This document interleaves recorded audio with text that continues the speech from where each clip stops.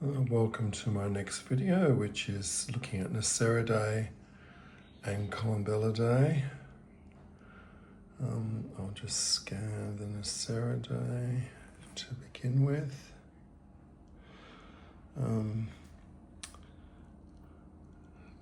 There is over 1,000 species in Nassariidae, and at most I would have about 200 in this selection that I'm showing you, so I've still got a long way to go in relation to collecting this family. But a few things to point out. There's some, it's an interesting family. Often you'll find them in very large numbers, so where you see a container with many shells in it, chances are they were probably available by the hundreds if not thousands when discovered. And there's a selection there that I collected. The largest species to my knowledge is this one. There's the details there, found in Argentina. That particular specimen is 10.5 centimeters. Some literature actually places it in Bucinidae, but most references I have put it in Nassariidae, so apologies if it's misplaced. And there's that species again, but this time a subspecies, and that subspecies is called gradatum, I assume, because look at the stepped spire. So I assume that's why they call that gradatum. And it seems to be smaller as well. I don't think they get much larger than that. So I just sort of point out a few interesting ones. This one's always intrigued me. Just how different it is. Almost looks like a mini ringens, ton of ringens. And that one is abbreviata from South Africa. I believe I purchased that from Brian Hayes, who was in South Africa for many years and now is in the US.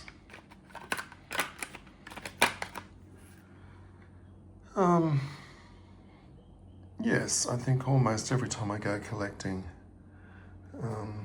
you're very likely to find at least one species of Nassariidae, and they can be quite varied. Those ones there, the size particularly large, they were both from Port Douglas in Queensland.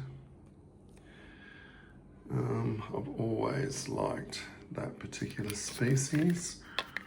Glands, so, papillosis.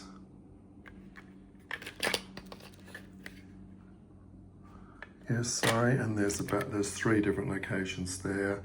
I often will might put 2 shells from different locations in the same container, but I've got the details for both of them included. But just some interesting ones. All of these in this drawer are all, I think without exception, they're all local shells. They're all from the Northern Territory.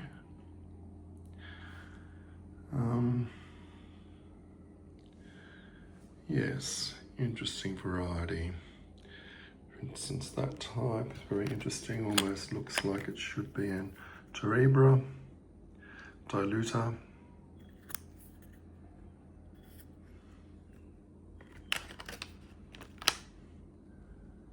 And there's some more. And then I'm thinking there's other ones that almost look like a flat Nassariidae, like that one. And Neeridae. I assume it gets its name from the person thinking that it was somewhat like a Neeridae. All right, so lots of small ones there. And that's just little never stop sorting shells. That's just a sorting tray for some specimens that I've collected over the last few months in various locations. And then just a little bit of an overflow here. I usually have these just stacked up on top of the shells that are in that tray. And just for measurement's sake, that tray is 60 by 60 centimeters. All right, so as I said, about 200 species there out of a possible 1,000. And Columbellidae, I was interested to look up how many there are in this family.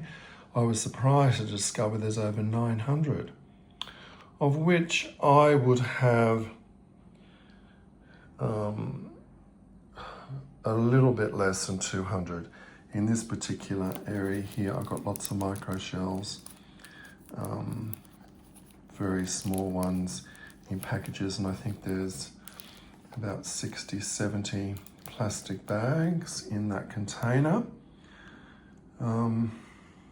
So the largest one we have, that I have for Columbellidae, is that one. Look at the details there. Neeridae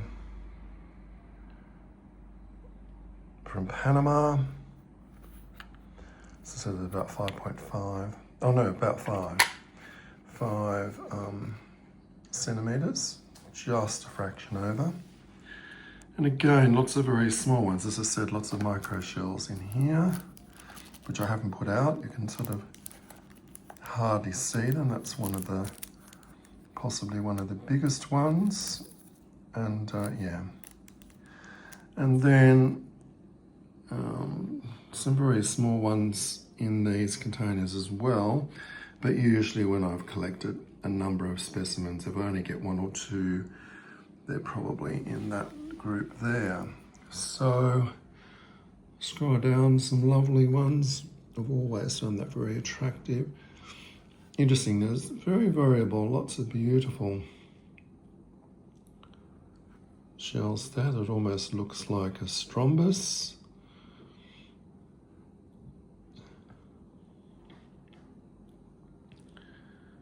And yes, truly a bit of a mixture now. No, it's the same species, just a variety. They look very much like Neeridae.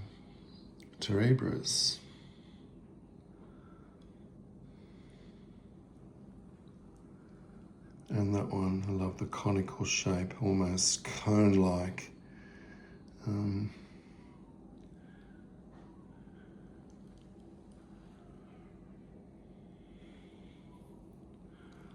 So lots of very attractive ones then. There's a nice local one I always like collecting.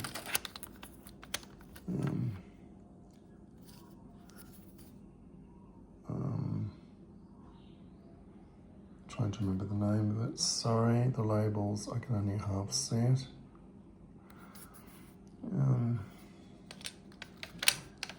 But I have collected quite a few more than that over the years, but often collectors come to see my collection. That's one that a number of collectors were quite interested in, so I gave them a couple of specimens each.